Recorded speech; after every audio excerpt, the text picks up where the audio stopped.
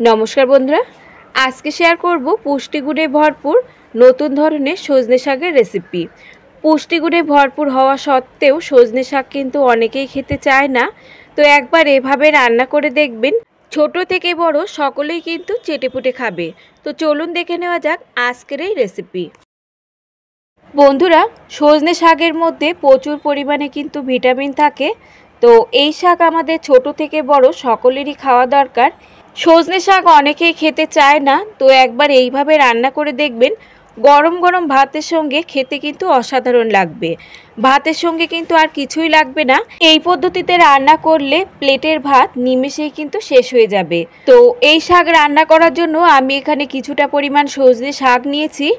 তো এবার আমাদের এই শাকগুলোকে প্রথমে খুব ভালোভাবে এভাবে বেছে নিতে হবে। পাতাগুলোকে কিন্তু এভাবে আলাদা করে নিতে হবে। এবার এই পাতাগুলো খুব ভালোভাবে ধুয়ে নিতে হবে। অন্যদিকে দেখুন, আলু দুটোকে আমি ছোট ছোট কিউব করে কেটে ভালোভাবে ধুয়ে রেখেছি। আর লাগছে পেঁয়াজ, তো একটা বড় সাইজের পেঁয়াজকে আমি কুচিয়ে রেখেছি। আর ঝালের জন্য লাগবে কাঁচা লঙ্কা, তো 3 থেকে 4টে কাঁচা লঙ্কাকে আমি মাঝ বরাবর ফালি দিয়ে রেখেছি। ঝালের পরিমাণটা আপনারা যে যেমন খাবেন তেমন এখানে ব্যবহার করবেন। আর লাগবে থেতো করা রসুন। এখানে 10 থেকে 12 কোয়া রসুনকে আমি থেতো করে নিচ্ছি। এই রেসিপিতে থেতো করা রসুন দিলে কিন্তু রেসিপির দারুণ একটা ফ্লেভার হবে, আর রসুনগুলো মুখে পড়লে খেতেও কিন্তু দুর্দান্ত লাগবে। এবার চলে যাব আমরা রান্নার দিকে। এখানে একটা কড়াইতে আমি নিয়ে নিচ্ছি হাফ কাপ মতো জল। জলের মধ্যে দিয়ে দিচ্ছি আমি সামান্য একটু লবণ, আর 1 চিমটি দিচ্ছি এখানে খাওয়া সোডা। জলের মধ্যে সোডা আর লবণটা খুব ভালোভাবে মিশিয়ে নেবার পর ধুয়ে রাখা শাক দিয়ে আমাদের কিছুক্ষণ সেদ্ধ করে নিতে হবে। সজনে শাক রান্নার আগে এভাবে একটু সেদ্ধ করে নিয়ে রান্না করলে দেখবেন শাকটা বেশ নরম হয়ে যাবে, আর খেতেও কিন্তু দুর্দান্ত লাগবে। তবে আপনারা চাইলে এখানে সেদ্ধ না করেও কিন্তু রান্নাটা করে নিতে পারেন, তবে সেক্ষেত্রে কিন্তু শাকগুলো অতটা নরম হবে না। এখন একদম লো ফ্লেমে দিয়ে ঢাকা দিয়ে সেদ্ধ করে নেব 5 মিনিটের মতো। 5 মিনিট পর ঢাকনা তুলে নিচ্ছি। তো এখানে দেখুন শাক কিন্তু বেশ নরম হয়ে গেছে।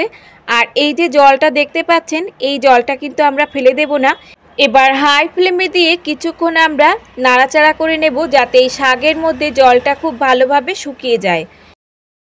মিনিট 2-3 মতো নাড়াচাড়া করার পর দেখুন এখানে কিন্তু শাকের মধ্যে জলটা পুরোটাই টেনে গেছে।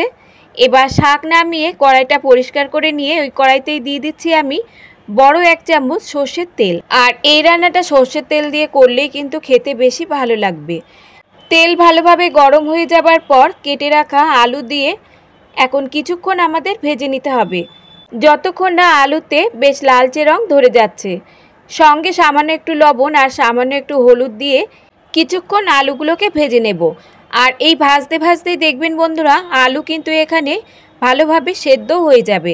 তো দেখতেই পাচ্ছেন 2-3 মিনিট মতো ভাজার পর দেখুন আলুতে বেশ একটা লালচে রং ধরে গেছে।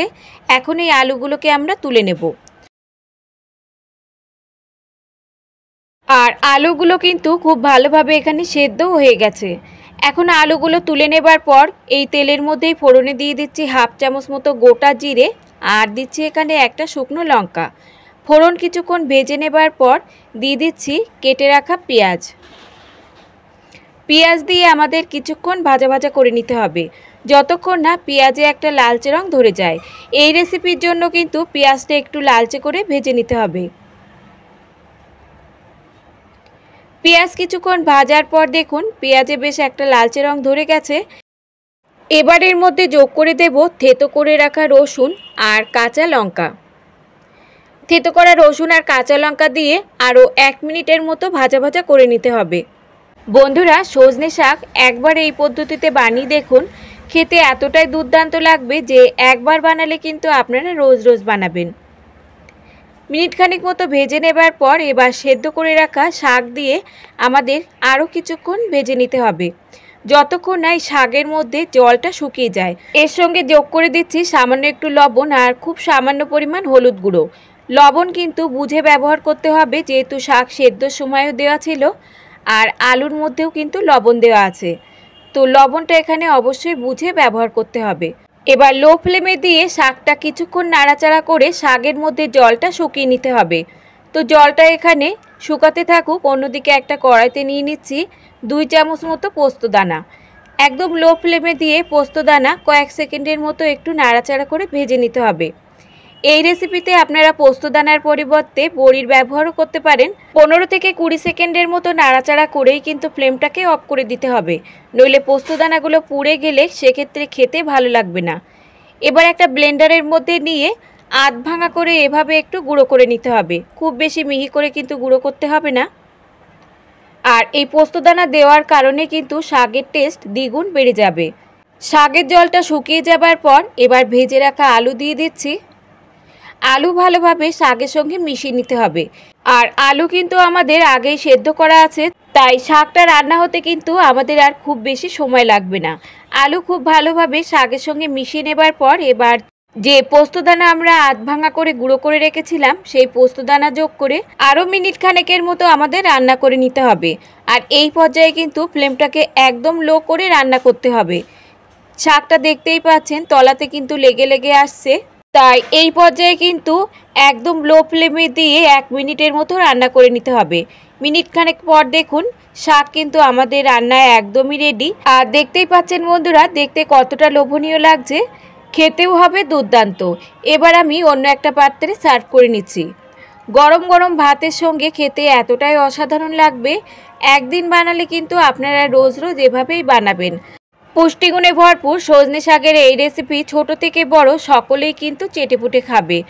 তো বন্ধুরা, আজকের রেসিপি যদি আপনাদের ভালো লাগে লাইক শেয়ার কমেন্টের সাথে সাথে চ্যানেলটাকে সাবস্ক্রাইব করে রাখার অনুরোধ রইল।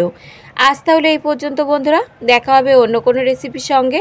ততক্ষণ সুস্থ থাকবেন, ভালো থাকবেন। আর সম্পূর্ণ রেসিপিটি দেখার জন্য সকলকে ধন্যবাদ।